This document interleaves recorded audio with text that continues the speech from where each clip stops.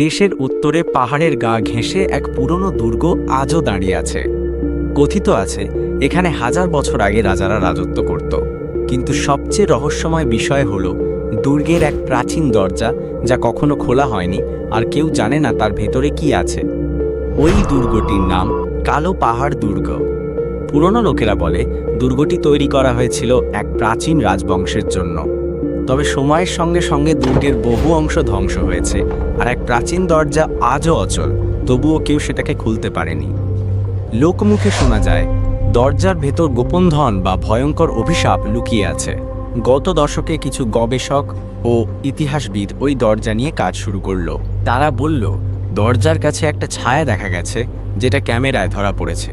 একজন গবেষক জানান, আমরা দরজার পাশে একটা পুরনো ভাষায় খচিত লেখাও পেয়েছি।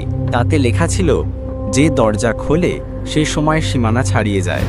এক রাতে কয়েকজন সাহসী যুবক ঝাঁপিয়ে পড়ল দরজার রহস্য জানার জন্য। তারা দরজার কাছে গিয়ে হঠাৎ বেজে উঠল অদ্ভুত এক আওয়াজ, যেন কেউ দূর থেকে গোপনে তাদের ডাকছে। তাদের ক্যামেরায় ধরা পড়ে দরজার পাশের দেয়ালে এক অদ্ভুত আলোর রোশনাই, যা আস্তে আস্তে নাচতে শুরু করে অন্ধকারে।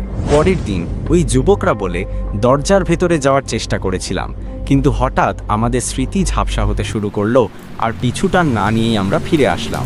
স্থানীয় গ্রামবাসীরা বিশ্বাস করে ওই দরজা খুললে বড় বিপদ আসবে।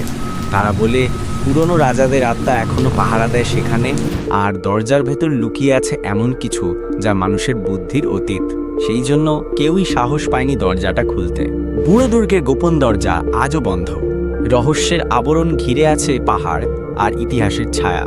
আপনি যদি কখনো ওই দুর্গে যান, দরজার দিকে চোখ দেওয়া বারণ, কারণ সব রহস্য জানাটা মানায় না।